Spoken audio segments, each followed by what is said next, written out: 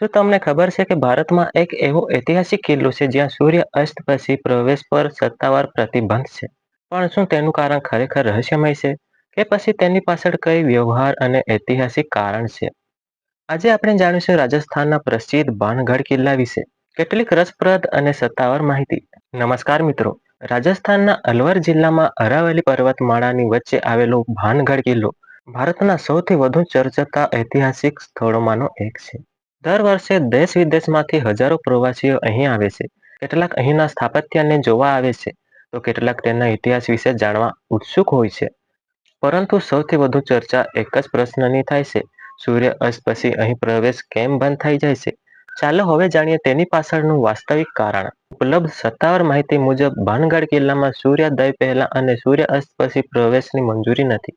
આ નિયમ ભારતીય પુરાતત્વ સર્વેક્ષણ એટલે કે ASI દ્વારા લાગુ કરવામાં આવ્યો છે. તેનો મુખ્ય હેતુ ઐતિહાસિક સ્મારકની સુરક્ષા જાળવવી અને મુલાકાતીઓની સલામતી જાળવવાનો છે. કારણ કે સાંજ પછી પ્રકાશની અસર, ખંડેર જેવી રચનાઓ અને જંગલી વિસ્તારોને કારણે અકસ્માતનું જોખમ વધી શકે છે. આથી નિર્ધારિત સમય બાદ પ્રવેશ પર પ્રતિબંધ રાખવામાં આવ્યો છે. પરંતુ સમય જતા પહેલા આ કિલ્લા સાથે અનેક લોકકથાઓ અને દંતકથાઓ પણ જોડાતી ગઈ. આ લોકકથાઓને કારણે ભાનગઢ કિલ્લો વધુ ચર્ચામાં આવ્યો. જો કે આ કથાને સમર્થન આપતા ઐતિહાસિક અથવા વૈજ્ઞાનિક પુરાવા ઉપલબ્ધ નથી. આથી દંતકથાઓ અને સત્તાવાર માહિતી વચ્ચેનો તફાવત સમજવો ખૂબ જરૂરી છે. ભાનગઢ કિલ્લાનો ઇતિહાસ પણ એટલો જ રસપ્રદ છે જેટલી તેની ચર્ચા થાય છે. ઇતિહાસકારોના જણાવ્યા અનુસાર આ કિલ્લાનું નિર્માણ લગભગ 16મી સદીના અંતમાં કરવામાં આવ્યું હતું. તે સમય દરમિયાન અહીં મહેલો, મંદિરો, બજારો અને રહેણાંક વિસ્તારો વિકસ્યા હતા. એક સમય એવો પણ હતો જ્યારે ભાનગઢ એક સમૃદ્ધ નગર તરીકે ઓળખાતું હતું.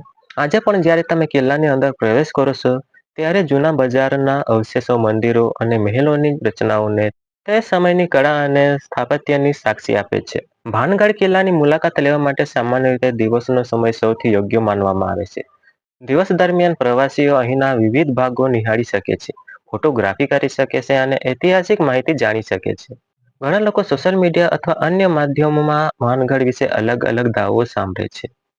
પરંતુ કંઈ પણ માહિતી પર વિશ્વાસ કરતા પહેલા સત્તાવાર અને વિશ્વસનીય સ્ત્રોતની તપાસ કરવી જરૂરી છે.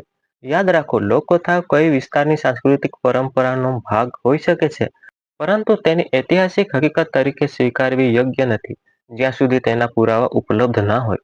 ભાનગઢ કિલ્લાની ખાસિયત માત્ર તેની ચર્ચિત ઓળખ નથી, પરંતુ તેની ઐતિહાસિક મહત્વ અને સુંદર સ્થાપત્ય પણ છે. અરાવલીની પહાડીઓ વચ્ચે આવેલું આ સ્થળ કુદરતી સૌંદર્ય અને પ્રાચીન ઇમારતોનું અનોખું સંયોજન રજૂ કરે છે. જો તમે ક્યારેક રાજસ્થાનની મુલાકાત લો, તો દિવસ દરમિયાન ભાનગઢ કિલ્લાની મુલાકાત લઈને તેના ઇતિહાસ અને સ્થાપત્યને નજીકથી જાણી શકો છો. સાથે જ ત્યાં લાગુ કરાયેલા તમામ સત્તાવાર નિયમોનું પાલન કરવું પણ એટલું જ જરૂરી છે. આજના ડિજિટલ યુગમાં કોઈ પણ સ્થળ વિશે અનેક પ્રકારની માહિતી ઝડપથી વાયરલ થઈ જાય છે. તેથી સાચી માહિતી ઓળખવી અને જવાબદારીપૂર્વક શેર કરવી દરેકની જવાબદારી છે. કે ભાનગઢ કિલ્લા વિશે સૌથી મહત્વની વાત એ છે કે સૂર્યાસ્ત પછી પ્રતિબંધ એક સત્તાવાર વહીવટ નિયમ છે. જ્યારે તેની આસપાસ પ્રચલિત ઘણી વાતો લોકકથાઓના સ્વરૂપમાં જાણીતી છે. તો મિત્રો, ભાનગઢ કિલ્લાની સૌથી મોટી ખાસિયત એ છે કે અહીં ઇતિહાસ, સ્થાપત્ય અને લોકકથા ત્રણેયનું અનોખું સંયોજન જોવા મળે છે.